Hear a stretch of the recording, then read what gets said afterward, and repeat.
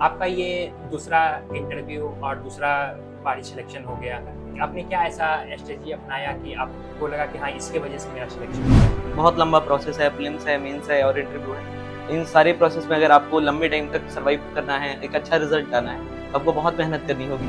जिस तरीके से आपने अभी पीयर ग्रुप की बात की, तो पीयर ग्रुप कैसे डिसाइड करें कि हाँ, ये हमारे लिए पीयर ग्रुप बेटर है या पीयर हमारे ग्रुप लिए में कोई बेटर ऐसा होगा जिसे पार्टी करना पसंद है, जिसे घूमना पसंद है, तो डेफिनेटली आप उससे डिस्टर्ब होंगे। है? के दौरान आपका शेड्यूल क्या रहता था जो लगता था कि हाँ, आपका ये शेड्यूल आपके लिए बेनिफिशियल रहा? स्पेसिफिक ऐसा कोई शेड्यूल नहीं है और स्पेशली अगर 1000 बच्चे सिलेक्ट हो रहे हैं तो उसमें हर एक बच्चे का अपना अपना शेड्यूल है। आप तो हिंदी माध्यम से, और हिंदी माध्यम का कहा जाता है कि रिजल्ट बहुत कम रहते हैं, और आपको क्या लगता है ऐसा क्या कारण है कि उसके रिजल्ट कम आते हैं?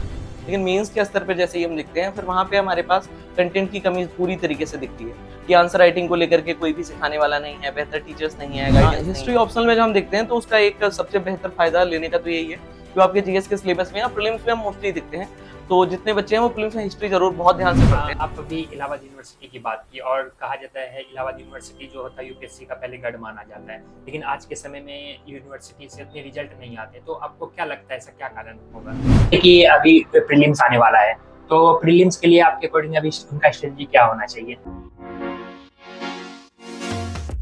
हेलो दोस्तों, मैं शुभम कुमार टॉक विद शुभम के एक नए पॉडकास्ट में आप सभी का स्वागत है।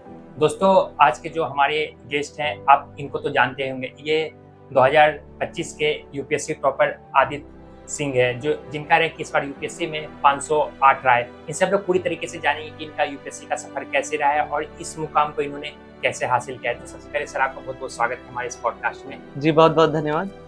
सर, आपने दूसरे अटेम्प्ट में ही यहाँ पे यूपीएससी क्रैक कर लिया और आपका 508 रैंक रहा है, तो आपको कैसा महसूस हो रहा है? जी बहुत बढ़िया लग रहा है। अगर वापस यहाँ पर यहाँ तक पहुँचे हैं, जर्नी बहुत शुरू से कर रखी थी, गांव से शुरू हुई पूरी जर्नी, और वापस आज सिलेक्शन हुआ है तो अच्छा लग रहा है। दूसरा इंटरव्यू और दूसरा बारी सिलेक्शन हो गया, क्या ऐसा स्ट्रेटजी अपनाया कि आपको लगा कि हाँ, इसके वजह से मेरा सिलेक्शन हुआ है? सबसे ज़रूरी है इस पूरे प्रोसेस में मेहनत करना, कि अगर आप लगातार हार्ड वर्क कर रहे हैं, क्योंकि इसका कोई भी शॉर्टकट नहीं है यूपीएससी में। एक बहुत लंबा प्रोसेस है, प्रीलिम्स है, मेंस है और इंटरव्यू है। इन सारे प्रोसेस में अगर आपको लंबे टाइम तक सर्वाइव करना है, एक अच्छा रिजल्ट लाना है, तो आपको बहुत मेहनत करनी होगी। केवल रील्स को देख करके या फिर किसी ऐसे आउटर मोटिवेशन से कुछ नहीं होने वाला है। आपके अंदर इनर मोटिवेशन आपका जो है वो आपको प्रेरणा देगा। और जो दूसरी सबसे जरूरी चीज़ है वो है आपकी स्ट्रेटजी। आप खुद किस ढंग से अपनी पूरी जो तैयारी है उसको एक बढ़िया स्ट्रेटजी में रखते हैं, कि आपके जो सोर्सेज हों वो लिमिटेड हों, आपके स्टडी मटेरियल आप देख रखें, आपका एक बेहतर पीयर ग्रुप हो, और ये बहुत सारी चीज़ें मिलती हैं, तब जा करके आपका एक फाइनल सिलेक्शन होता है। जिस तरीके से आपने अभी पीयर ग्रुप की बात की, तो पीयर ग्रुप कैसे डिसाइड करें कि हाँ, ये हमारे लिए पीयर ग्रुप बेटर है या हमारे लिए बेनिफिशियल है? हाँ, बेनिफिशियल चीज़ों को तो अगर हम किनारे रखते हैं, हम मोस्टली ये देखते हैं कि ऐसा जो पीयर ग्रुप हो आपका, वो बहुत ऐसा ना हो कि आपके बिहेवियर से मैच करता हुआ वो ग्रुप होना चाहिए। कि अगर आप लगातार पढ़ने वाले हैं 15-16 घंटे, और आपके पीयर ग्रुप में कोई ऐसा होगा जिसे पार्टी करना पसंद है, जिसे घूमना पसंद है, तो डेफिनेटली आप उससे डिस्टर्ब होंगे।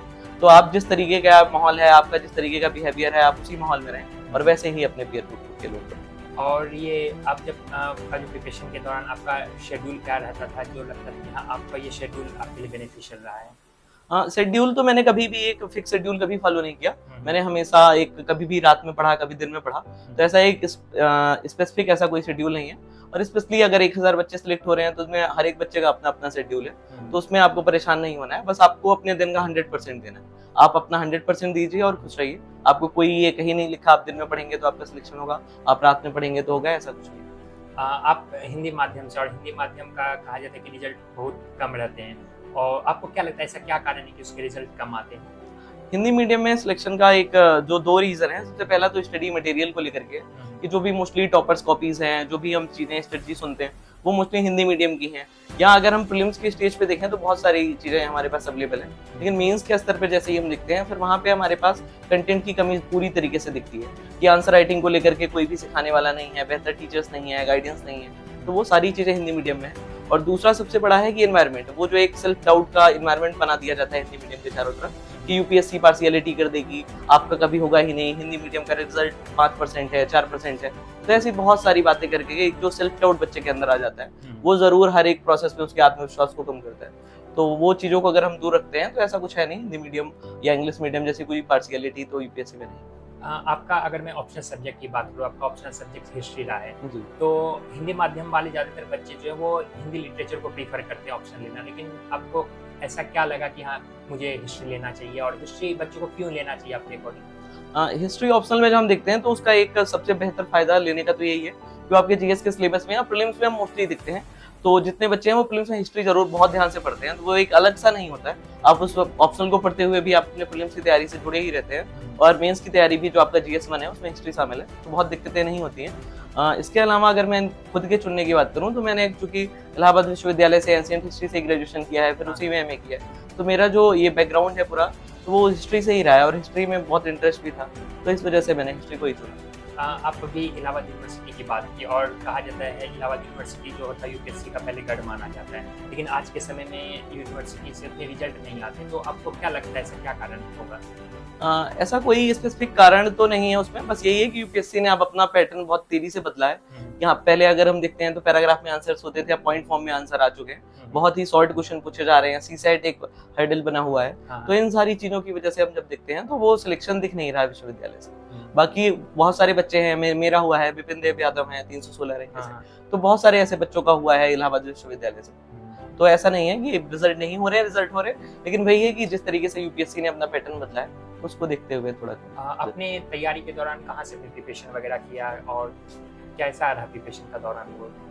मैंने अपनी पूरी जो प्रीलिम्स तक की तैयारी है पहले अटेम्प्ट की, वो पूरी प्रयागराज से की है। कि 2020 के बाद मैं प्रयागराज था 2024 तक, 2024 में मैंने वापस प्रीलिम्स दिया, और उसके बाद से मैं अस्मिता प्रोग्राम में था दृष्टि, तो वहाँ से मैंने पूरी तैयारी। ओके, तो अस्मिता प्रोग्राम में आपको क्या बेनिफिट दिखा कि हाँ वहाँ से मुझे हेल्प मिला ये चीजें?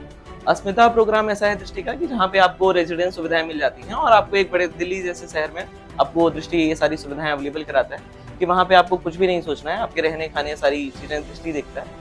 इसके साथ साथ आपको सारी टेस्ट सीरीज 24/7 लाइब्रेरी एक्सेस, और जो सबसे इम्पोर्टेंट है वो है पीयर ग्रुप, कि आपके साथ के जो बच्चे हैं, आपके जो दोस्त हैं, वो सारे ही आपकी ही स्टेज पे हैं, और बहुत सारे चूंकि 200-250-300 बच्चे एक साथ रह रहे हैं, तो उनमें आपके जैसा कोई ना कोई बच्चा होगा जिसका सेम बैकग्राउंड होगा, जिसने सेम जगह से तैयारी की होगी, तो वो सारे स्टेज पे बहुत ही प्रॉफिटेबल रहता ही रहता है। आपके लाइफ में प्रिपरेशन के दौरान अप्स एंड डाउन आए होंगे, तो उस समय आप अपने आप को मोटिवेट कैसे रखते थे? मोटिवेट यही था कि सबसे बड़ा जो डाउन फेज था मेरी लाइफ का, वो तो वही था कि 2024 के फाइनल लिस्ट में नाम ना दिखना, और चूंकि उसके बाद ऐसा होता है कि आप वापस जीरो पे पहुंच जाते हैं, उसके बाद आपको वापस प्रीलिम्स देना है, मेंस देना है, इंटरव्यू देना है, वो सारी प्रक्रिया जीरो हो जाती है सिर्फ एक रिजल्ट, तो वो जरूर एक डाउन फेज था। लेकिन उस टाइम पे यही था कि जब गांव से आए थे तब कभी नहीं सोचा था कि प्रीलिम्स भी होगा, और वो वापस वो अंदर का मोटिवेशन था कि अगर ये सारी चीजें यहाँ तक पहुंचे हैं तो कभी ना कभी फाइनल हो ही जाएगा, तो उन सारी चीजों ने मोटिवेट किया। और इसके अलावा बहुत सारे ऐसे मेंटर्स थे, नीलेश सर थे, तो उनका बहुत सपोर्ट रहा है, तो हमेशा उनके लिए एक रिस्पेक्ट रही है कि उन्होंने जितना सपोर्ट किया है तो वो बहुत ही अलग है। अभी मैं इस एक चीज़ को लेके बात करना चाहिए, जैसे कहा जाता है यूपीएससी में बहुत हार्ड वर्क करने पड़ते हैं, 10 घंटे 12 घंटे, कुछ बच्चे 18 घंटे भी बताते पढ़ना चाहिए, तो आपके अकॉर्डिंग क्या मैटर करता है, हार्ड वर्क या स्मार्ट वर्क? स्मार्ट वर्क यही है कि आप हार्ड वर्क का कोई विकल्प नहीं होता है। स्मार्ट वर्क का मतलब ये नहीं है कि आपको हार्ड वर्क नहीं करना है। स्मार्ट वर्क बस इतना सा है कि आप कहाँ पे हार्ड वर्क कर रहे हैं वो मैटर करता है। आपने एक किताब उठाई रैंडम ढंग से, ना आपने ये देखा कि पीवाईक्यू कैसा है, ना आपने ये देखा कि सिलेबस कैसा है, और आपने बस उस किताब को रटना शुरू कर दिया, ये भी हार्ड वर्क है, लेकिन ये स्मार्ट वर्क नहीं है। स्मार्ट वर्क का मतलब बहुत सारे लोगों में गलत फहमी है कि हम 5 घंटा पढ़ के स्मार्टली पढ़ लेंगे, ऐसा कुछ भी नहीं। आपको यूपीएससी है, बहुत बड़ा सिलेबस है, आपको मेंस में 9 पेपर लिखने हैं, तो आपको बहुत सारी चीजें आपको पढ़नी ही पढ़नी, तो आपको हार्ड वर्क करना ही होगा। बस आप ये ध्यान रखिए कि आप पीवाईक्यू के अकॉर्डिंग मेहनत करिए, सिलेबस के अकॉर्डिंग करिए, और एक बेहतर गाइडेंस में रहिए, ताकि आप एक जो स्ट्रेटजी है आपकी वो अच्छी रहे। मेंस का आंसर राइटिंग के लिए आप क्या करते थे डेली का प्रैक्टिस वगैरह में? जब मैं फाउंडेशन में था तो उस टाइम पे मैंने काफी आंसर्स लिखे, 500 आंसर का वो आता है, तो मुझे याद है कि उसमें आज तक मेरे सबसे ज्यादा आंसर है, 470-80 आंसर मैंने उस पर अपलोड किए थे, और इवन मैंने अपना प्रीलिम्स फर्स्ट देने से पहले ही मैंने लगभग 1000 आंसर लिख चुके थे। तो मुझे लगता है कि जो पहले अटेम्प्ट में मेंस में मेरे 757 मार्क्स थे, तो वो एक बहुत ही इंपॉर्टेंट रोल रहा उसका, कि मैंने ढेर सारे आंसर पहले से ही लिख रखे हुए थे, क्योंकि प्रीलिम्स के बाद आपको 2.5 महीने ही मिलते हैं, तो आपको उतना समय नहीं मिलता कि आप अपनी तैयारी शुरू से लिख सकें। मेंस के आंसर अगर आपने राइटिंग प्रैक्टिस नहीं की है तो आपको बहुत दिक्कतें होने वाली है मेंस में, क्योंकि 7 मिनट में आपको एक आंसर लिखना है, 11 मिनट में आंसर लिखना है, और अब वही है कि एक दिन में 2 पेपर लिखने हैं, तो इतने टाइम में आप क्वेश्चन को अगर नहीं समझ सकते हैं, आपको एक फ्रेम करना है, एक नए क्वेश्चन को समझना है कि क्या लिखना है, और उसमें आपको डायग्राम्स डालने हैं, फ्लो चार्ट डालने हैं, तो ये सारी चीजें आपके जो हाथ में, उसे हम कहते हैं ना मसल मेमोरी, तो आपने जितनी बातें लिखी होंगी वो सारी चीजें उस आपके पेपर में तभी जाके रिप्लिकेट हो पाएंगी जब आपने बहुत प्रैक्टिस की होगी। अभी प्रीलिम्स आने वाला है, तो प्रीलिम्स के लिए आपके अकॉर्डिंग अभी उनका स्ट्रेटजी क्या होना चाहिए? अभी प्रीलिम्स को लेकर अगर हम देखते हैं तो लगभग 70-75 दिन अभी बचे हुए हैं। हाँ। तो आप इन बचे हुए दिनों में आप ढेर सारी मेहनत करिए जितना आपकी पोटेंशियल है, ताकि आपको रिजल्ट के लिए कभी दोबारा गिल्ट ना हो कि आप कुछ और कर सकते थे, ये चीजें कर लेते तो शायद हो जाता। और इस तैयारी में ये ध्यान रखिए कि प्रीलिम्स में टेस्ट में कितने भी मार्क्स आए, कम आए, ज्यादा आए, कुछ मैटर नहीं करता है। और आप अभी तो दिमाग में यही रखिए कि आपको अटेम्प्ट देना ही देना है और खूब ढेर सारे टेस्ट लगाने हैं, और जो भी चीजें हैं उनको हम रिवाइज करते रहेंगे बार बार, क्योंकि जो भी स्टैटिक है वो बहुत इंपॉर्टेंट उसका रोल है। और यूपीएससी बहुत ही कभी कभी देखते हैं क्वेश्चन में बहुत हल्का सा घुमा देती है। हाँ। तो एक ही किताबों को जब आपने 10 बार, 15 बार, 20 बार पढ़ा होगा तो आपके जो सिली मिस्टेक्स हैं वो बहुत कम होंगी। तो आप प्रैक्टिस करते रहिए, हार्ड वर्क करते रहिए, बस यही इतनी चीजें हैं। थैंक यू सो मच हमारे इस वीडियोस में आने के लिए आदित्य। दोस्तों, बातें को जरूर फॉलो करिएगा। अभी जो प्रीलिम्स आपका आने वाला है उनमें आपको बहुत बेनिफिट मिलने वाला है इन चीज़ों को लेके, तो इनकी बातों को जरूर फॉलो, क्योंकि हिंदी मीडियम से और हिंदी मीडियम के बच्चों को प्रीलिम्स में कहीं ना कहीं प्रॉब्लम होती है। तो इनकी वीडियो को ज़्यादा से ज़्यादा लोगों के साथ जरूर शेयर करिएगा और आप अपने फ्रेंड्स को जरूर भेजिएगा जिनको यूपीएससी में कोई हेल्प चाहिए, प्रिपरेशन कर रहे हैं। तो हमारी इस वीडियो में बने रहने के लिए धन्यवाद।